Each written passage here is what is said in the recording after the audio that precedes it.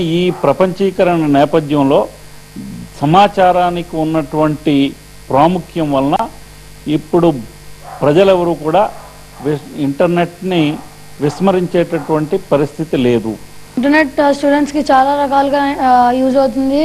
ఒకవేళ ఇప్పుడు నాకు నా ఇన్స్పిరేషనల్ పర్సన్ గురించి కావాలంటే నా ఇన్స్పిరేషనల్ పర్సన్ నరేంద్ర మోడీ అయితే నేను తన గురించి బుక్ కొనుక్కోవడానికి నాకు చాలా డేస్ పట్టవచ్చు, లేకపోతే చాలా రోజులు పట్టవచ్చు. అదే నా ఇంటర్నెట్కి వెళ్ళాననుకో తన గురించి నాకు 1 minute తెలిసిపోతుంది.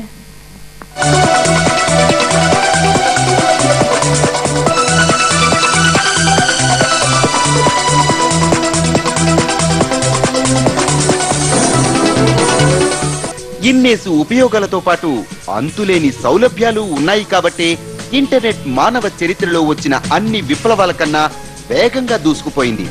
తాను అడుగుపెట్టిన 3 దశాబ్దాల్లోనే ప్రపంచాన్ని తన వైపు తిప్పేసుకుంది.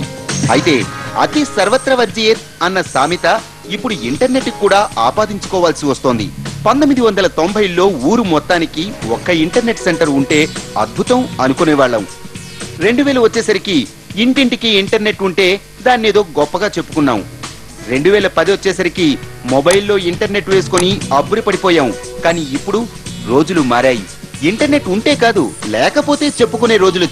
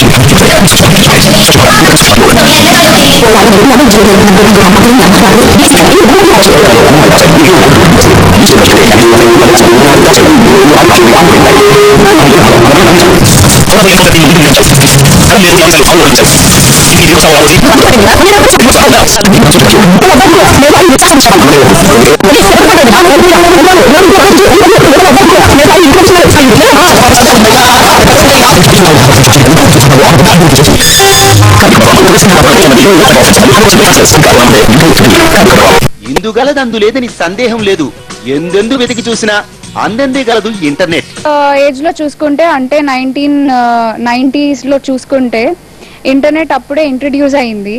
అప్పుడు చూసుకుంటే మనం ఓన్లీ మన అవసరాలకి యూజ్ చేసేవాళ్ళం. ఎవరితో అన్న ఇంపార్టెంట్ విషయాలు కమ్యూనికేట్ చేయాలి అంటే టెలిగ్రామ్ పంపిస్తాము.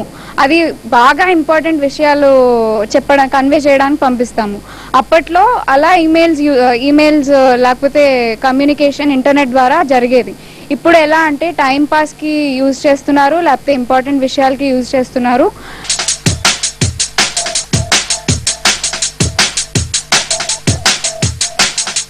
ఇప్పుడు సిటీల్లో కంప్యూటర్ ఉన్న ప్రతి ఇంట్లోనూ వైఫై కనెక్షన్ కామన్ అయిపోయింది. వైర్లెస్ ఇంటర్నెట్ వాడకం గడిచిన 6 ఏళ్లలో 8 రెట్లు పెరిగింది. ఇవన్నీ పక్కన పెడితే ఒకప్పుడు మన చేతుల్లో ఉన్న సెల్ ఫోన్ ఈ ఇంటర్నెట్ కారణంగానే మనల్ని తన చెప్పు చేతల్లోకి తీసుకుంది. మన చేతిలో ఇమిడిపోయి మనం చెప్పినట్టల్లా ఆడిన మౌస్ ఇప్పుడు ఇంటర్నెట్ అన్న శక్తితో తాను చెప్పినట్టల్లా మనల్ని ఆడిస్తోంది. అవును, ఇది నిజం. నమ్మశక్యం కాకున్నా ఇది పచ్చి నిజం. మన జీవితంలో భాగమైపోయిన ఇంటర్నెట్ ఇప్పుడు క్రమేపీ భారమైపోతోందన్న కఠోర వాస్తవం. ఇన్నాళ్లు ప్రపంచాన్ని నడిపించిన ఇంటర్నెట్ ఇప్పుడు జనాల్ని ఏడిపిస్తోంది. అవును, భారతీయులకు కన్నీళ్లు తెప్పిస్తోంది.